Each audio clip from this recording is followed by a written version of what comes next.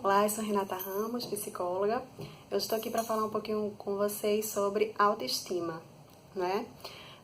As pessoas costumam falar, né, no senso comum, digamos assim, que autoestima significa propriamente, né, empoderamento, excesso de confiança em si mesmo, né? Mas será que é propriamente isso, né? Será que a autoestima é sinônimo de se empoderar, de se achar, de ter um excesso de confiança, né, em si mesmo?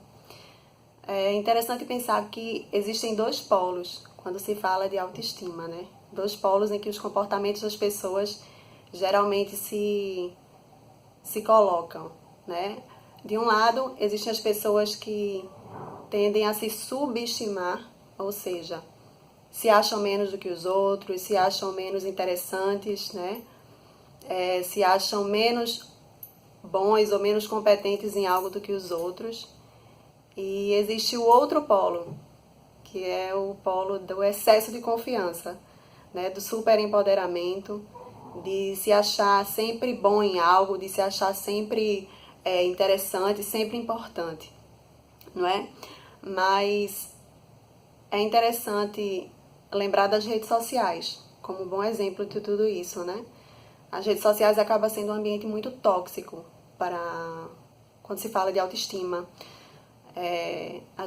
Normalmente a gente ouve, né, aqui na clínica, que tudo gira em torno desses dois polos, justamente em torno desses dois polos. De um lado existem pessoas que usam as redes sociais para promover esse excesso de confiança, promover esse empoderamento, e do outro lado existem pessoas que entram nas redes sociais e acabam reforçando esse lugar ruim, esse lugar aí de menosprezo, não é, diante do que vem, diante dos outros. Mas o que isso revela, na verdade, é que as pessoas, de um lado, estão com uma insegurança muito grande, que vira um medo e que vira uma dificuldade, né, de enfrentar determinadas situações e até de se colocar diante de determinadas situações. É comum a gente ouvir que algumas pessoas têm dificuldade até de falar, né, diante de uma discussão, ou enfim, ou de algum momento que precisa se colocar, porque tem essa baixa autoestima. E do outro lado a gente vê pessoas que se superestimam tanto, né, que acabam às vezes negando algumas dificuldades, algumas limitações, né, que tem, porque todos nós temos limitações, todos nós temos dificuldades. Ninguém é bom em tudo, ninguém é melhor do que o outro, né, em todos os aspectos. Então é muito importante que essa maneira como a gente se vê, a maneira como a gente se aceita, como a gente se considera, como a gente se estima, seja uma maneira assertiva, ou seja, mediada entre esse polo e esse outro polo, né? Um polo negativo e esse polo super positivo, como a gente tem colocado aqui. Então é muito interessante que a gente entenda que para a gente construir a nossa identidade, para a gente saber quem a gente é, isso é feito através dos espelhos. Nós e os outros, a gente funciona como se fôssemos espelhos uns dos outros.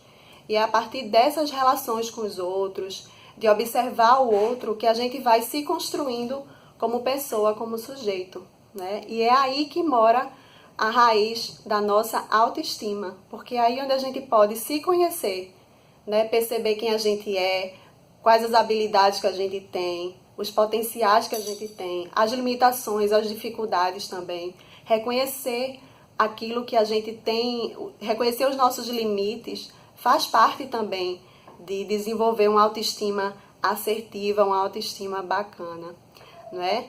É algo que a gente pensa muito como profissional em psicoterapia é a necessidade que muita gente tem de fazer, por exemplo, se submeter a procedimentos, né, estéticos, né? Muitas pessoas fazem plásticas porque se dizem mal resolvidas com uma ou outra parte do corpo, né?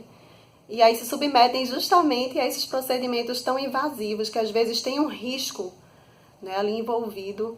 E muitas vezes o caminho não é esse, muitas vezes o caminho, pelo menos o caminho a princípio, seria aí a pessoa buscar, né, se conhecer melhor, se estimar da melhor maneira, né, se conhecer para se considerar melhor e ter uma autoestima, né, mais assertiva.